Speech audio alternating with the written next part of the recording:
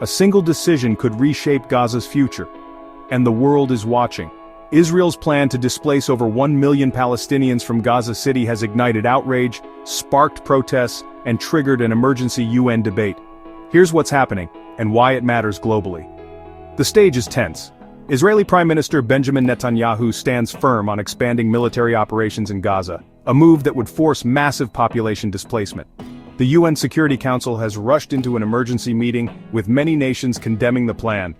Netanyahu insists this is the only path to defeat Hamas, but his critics argue it will deepen a humanitarian catastrophe. Netanyahu claims Hamas still holds thousands of armed fighters in Gaza and intends to repeat the October 7th massacre again and again. He accuses Hamas of oppressing its own people, stealing aid, and targeting civilians who try to flee. Gazans are asking us to free them, he says. In a press conference filled with graphics and prepared statements, Netanyahu outlined a 5-point plan. Disarm Hamas. Return all hostages. Demilitarize Gaza. Maintain Israeli security control. Establish a new civil administration not run by Hamas or the Palestinian Authority. He also pledged to boost aid deliveries through more corridors, expanded distribution, and airdrops, though these methods have faced deadly chaos in the past. As Netanyahu defended his plan, the UN heard fierce criticism. The Assistant Secretary General warned it could trigger another disaster, displacing more civilians and worsening regional instability. The UK, France, Denmark, Greece, and Slovenia jointly warned that occupying Gaza City would worsen already catastrophic conditions, harm hostage negotiations, and push Gaza deeper into crisis. Aid agencies say children are dying from hunger, and civilians risk being shot while collecting food. They call the situation a man-made famine, and demand that Israel lift restrictions on aid. Meanwhile, protests have erupted in Tel Aviv, Jerusalem, and across the country, with demonstrators calling for a ceasefire and a hostage release deal.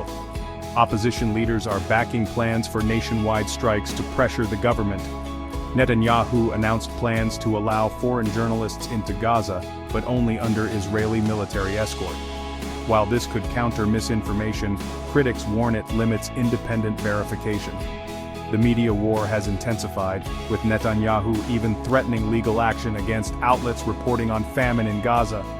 In Washington, European countries at the UN are arguing Israel's plan violates international law, risks hostages' safety, and will not bring peace. The emergency meeting, unusually held on a Sunday, was called by the UK, France, Slovenia, and Greece after Israel's security cabinet approved the move. The US position remains uncertain. President Trump has said the decision is entirely up to Israel, creating a contrast with the strong condemnation voiced by other allies. The world faces a difficult truth: Gaza's future may be decided in the coming weeks. Supporters of Israel's plan see it as a path to end Hamas's control. Opponents fear it will unleash even greater suffering. As protests grow, aid runs short, and the diplomatic battle intensifies, one question remains: will this plan bring peace or deepen the crisis? Stay informed, stay engaged, and remember, every voice matters in shaping tomorrow's headlines.